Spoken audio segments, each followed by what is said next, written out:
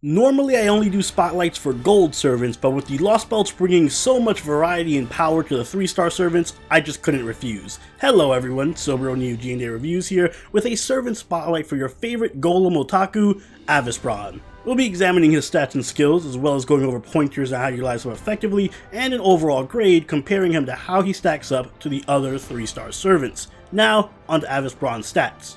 Avicebron has a max HP of 9,981 and a max attack of 6,376, which effectively becomes 5,738 due to his caster class modifier. His HP is very high for a 3-star caster, but in turn he has the second lowest attack stat. This holds true even when compared to the 3-star servants as a whole, as Avicebron has above average HP but very low attack for a 3-star servant. And this kind of stat spread is ideal for supports and tanks. Taking a look at his skills, his first skill is Numerology rank B. It increases his arts and buster card effectiveness for 3 turns between 20 and 30% depending on level. His second skill is Rapid Casting rank B+. It increases his NP gauge between 54.5% and 79.5% depending on level. And finally, his last skill is Fig Tree of Tranquility rank EX. This gives him a special buff that activates upon his death, and upon activation, it grants invincibility to all allies for 2 hits or 3 turns, or 3 hits at level 10. It also restores between 1000 and 2000 HP to all allies depending on level.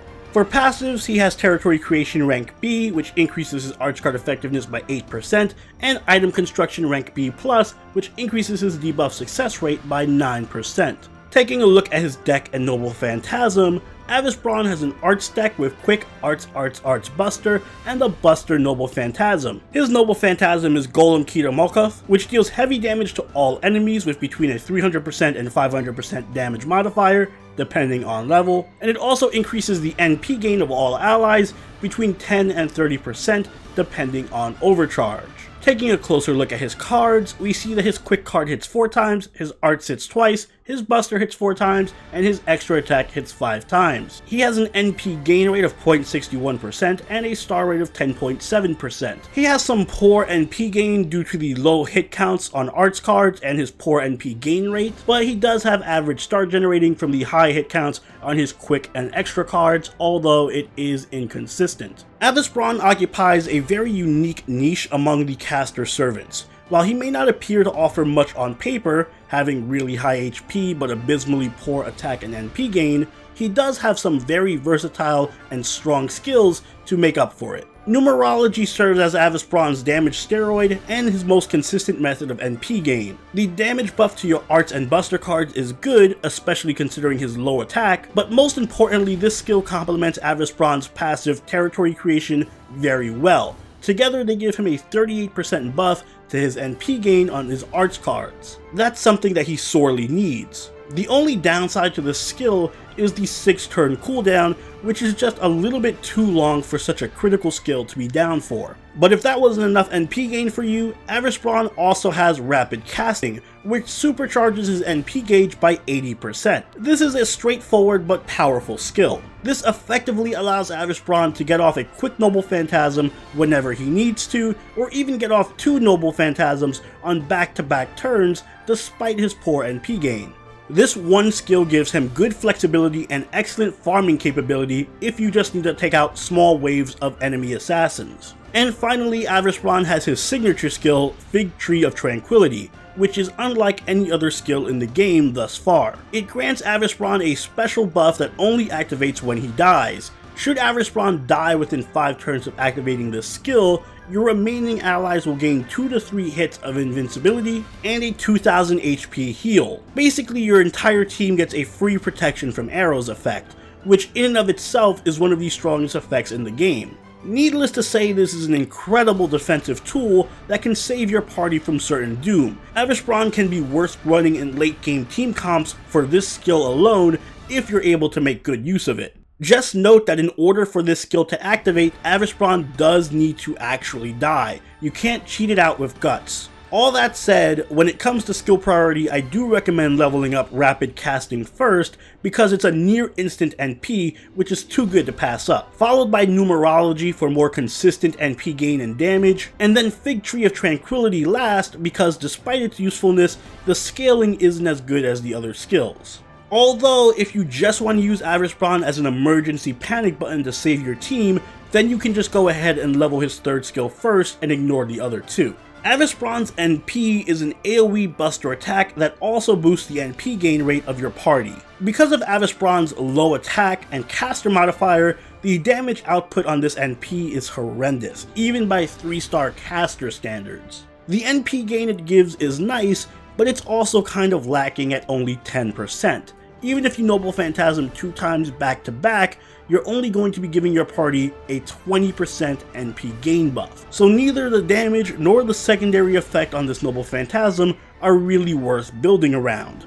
Overall, it's a pretty weak NP. But bad NP aside, where Avicebron shines is his skills. He's meant to be utilized as an offensive servant who can also offer some team utility, and to that extent he does do his job. Offensively, while he is weak, his rapid casting allows him to fire off a Noble Phantasm easily on turn 1 or even in back-to-back turns if you have some good supports who can charge his NP meter, which makes him a solid or even excellent farming caster depending on your setup.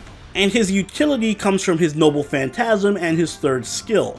The NP gain buff on his Noble Phantasm isn't amazing, but it can still be useful in some NP spamming arts teams which do appreciate as much NP charge as possible. Alternatively, if you have some way of triggering his death like with a taunt, then Avicebron's third skill can be invaluable for all kinds of tough content. But getting that third skill effect off is harder than it looks.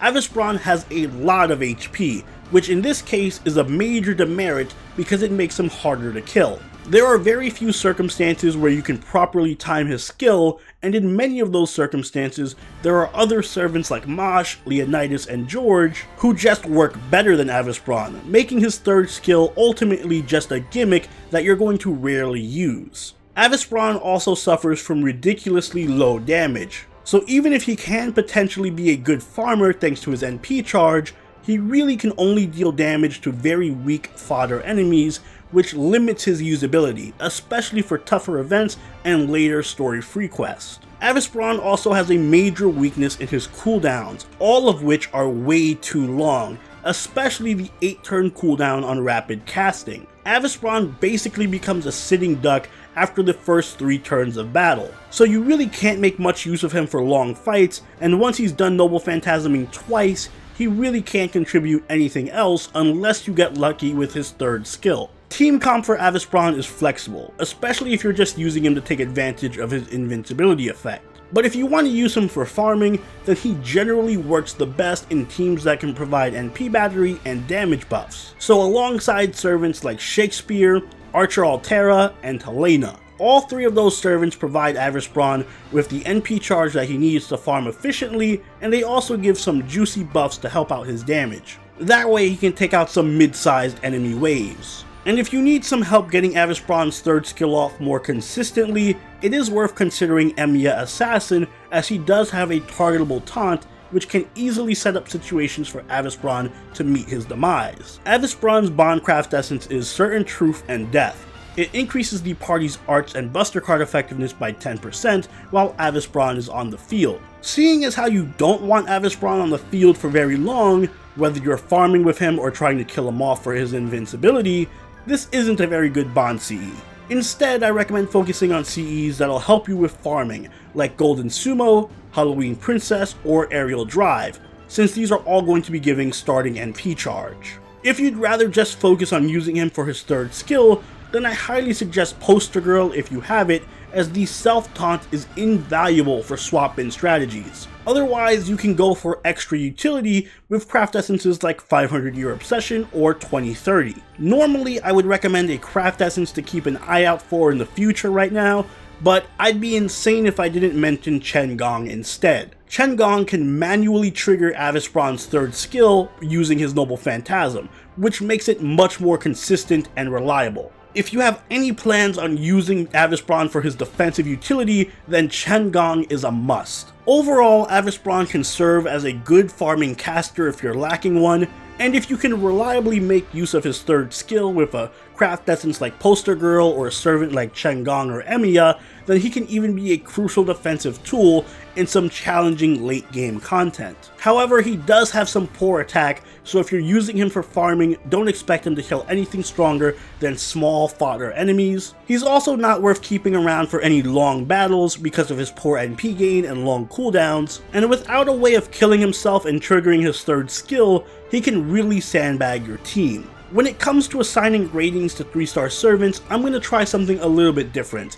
I'm going to be using solid letter grades with no pluses or minuses, and in this case, I'm going to give Avicebron a B, which is mid-tier. If you're lacking a farming caster, he is definitely worth leveling and using until you can get someone stronger. And if you have a means of triggering his third skill reliably, then he is definitely worth using even on late game team comps. But his overall lack of damage, even by caster standards, and his lack of consistency will make him hard for most players to really use effectively. And those are my thoughts on Avicebron. I do plan on doing all the new 3-star servants going forward, so let me know what you thought of this review and leave any suggestions in the comments down below. If you enjoyed the video, don't forget to leave a like and consider subscribing if you really enjoyed the video. Join the party over at our Discord, chill with us on Twitch, and follow us on Twitter. And I'll see you all in the next Servant Spotlight. So we're only out. Later.